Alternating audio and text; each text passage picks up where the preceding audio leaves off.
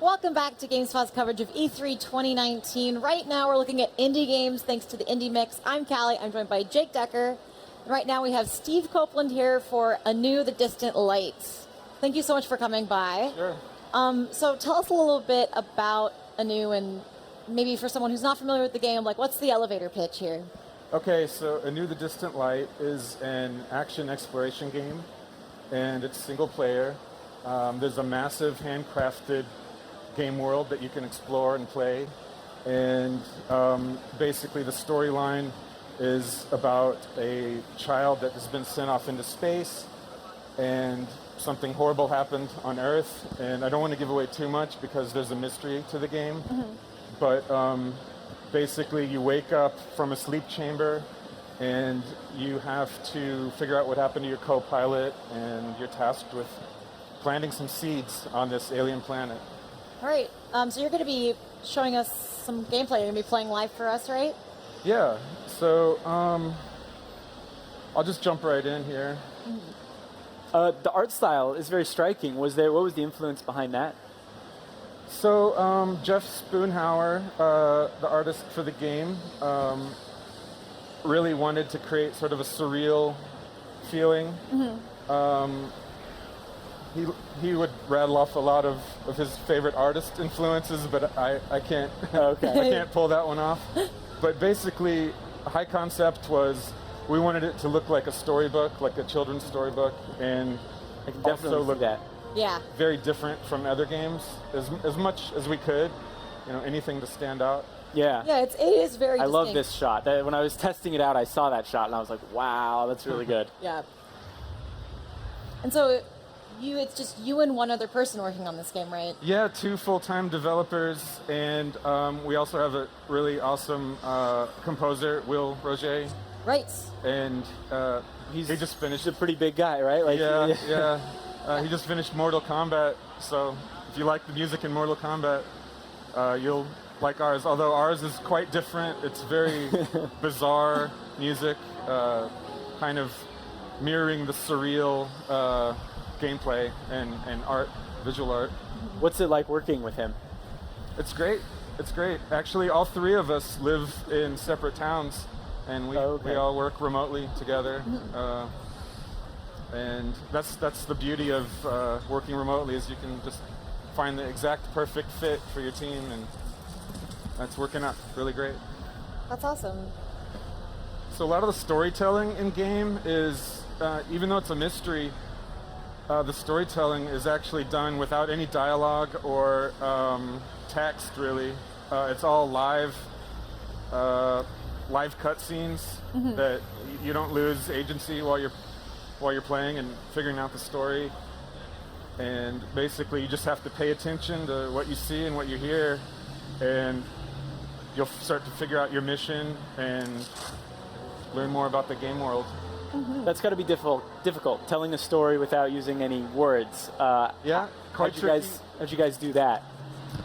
One trick is to layer sort of a lot of history into any given scene, and imagine drawing it as it was, 1,000 years ago, then drawing in again atop of it what happened more recently, and the events that just transpired. Another trick is that there's sort of a conceit in the game where your character experiences surreal moments where we break sort of from the normal fiction of the game world and walk into something that maybe is or isn't in the reality of the game world. So it's kind of a weird Kubrick sort of experience. Will we see any of that, or is that not in the demo? I think we trimmed some of that from the demo for time. Okay.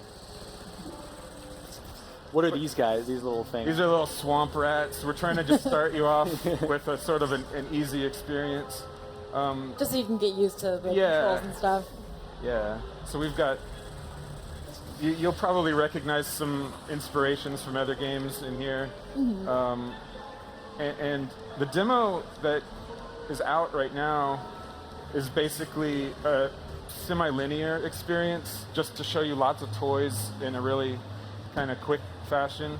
But the full game is an open world sort of exploration experience where you find your own path. And So is it kind of like a Metroidvania in that Yeah, sense, where you'll get new exactly. weapons or items that will? Okay. yep, so every weapon you get is sort of a weapon on its own, but is also sort of a tool that can be used in one or more ways around the game world. And we're paying a lot of attention to how people like to play this sort of game because we're fans of the genre, obviously. And so, if you're a speed runner or a skill player, we definitely try to design the game with you in mind. So, the controls are extremely agile and high frame rate, and pretty much anything you want to do can be comboed at the same time. Yeah, I saw you sliding under enemies to shoot them in the back. That was pretty cool. That was something that, when I was testing it out, I saw you could slide, but I didn't realize you could use that to slide under enemies and get the advantage on them.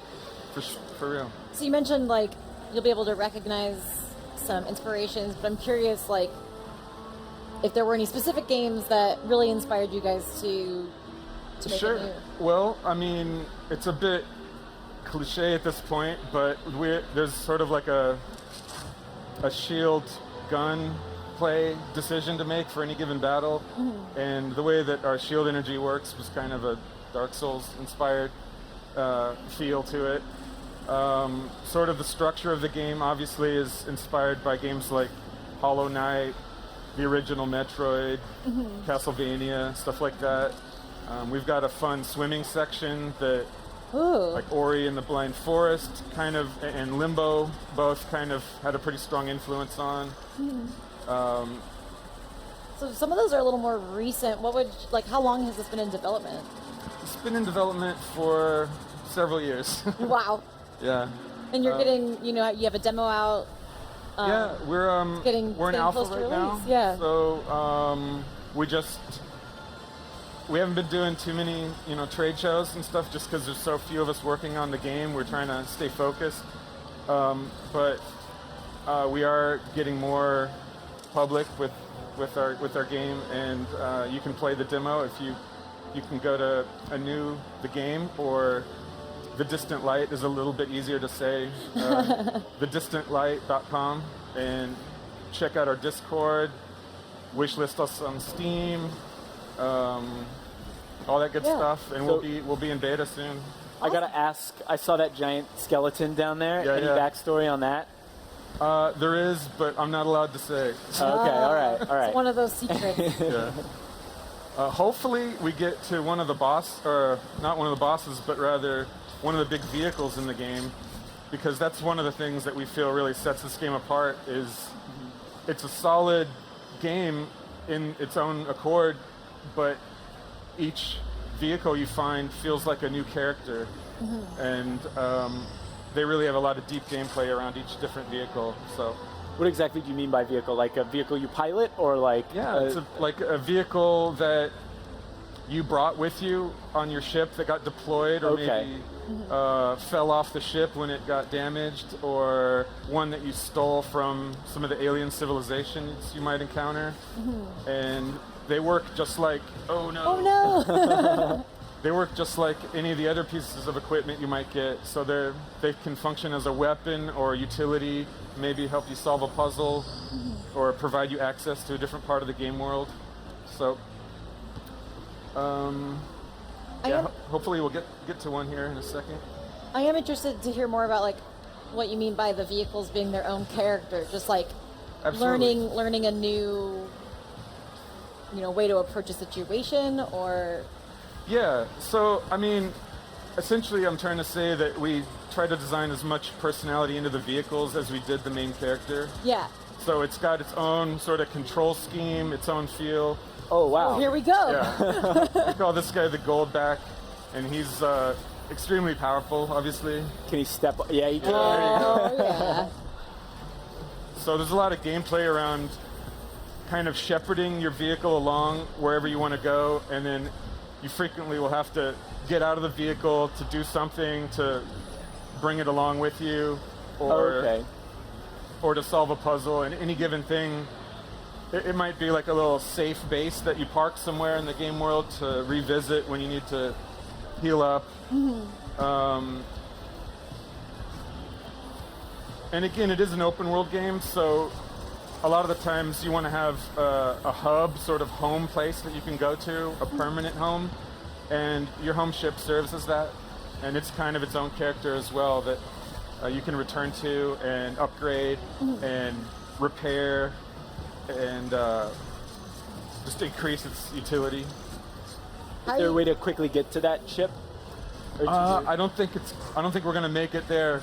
Oh, okay. Okay. But I know it's really hard Sorry, to. we distracted you. no right? worries. I was gonna say it's really hard to talk and play a game at the same time, even if it's your game. So I really respect what you're doing right now. Yeah, no worries. But yeah, like how do you upgrade your ship? Like, do you collect upgrades as you're So going in along? the- Like, is that something you're on the lookout for while you're exploring? Right, exactly. So when you start out, you can kind of explore a good chunk of your ship, and you'll realize that a bunch of stuff has been damaged, and maybe it was not an accident for you Oh, to figure out. And you'll see kind of teases about different things that are available to do in your ship, but they won't be accessible until you go out in the game world and acquire the materials and capability to turn it back online.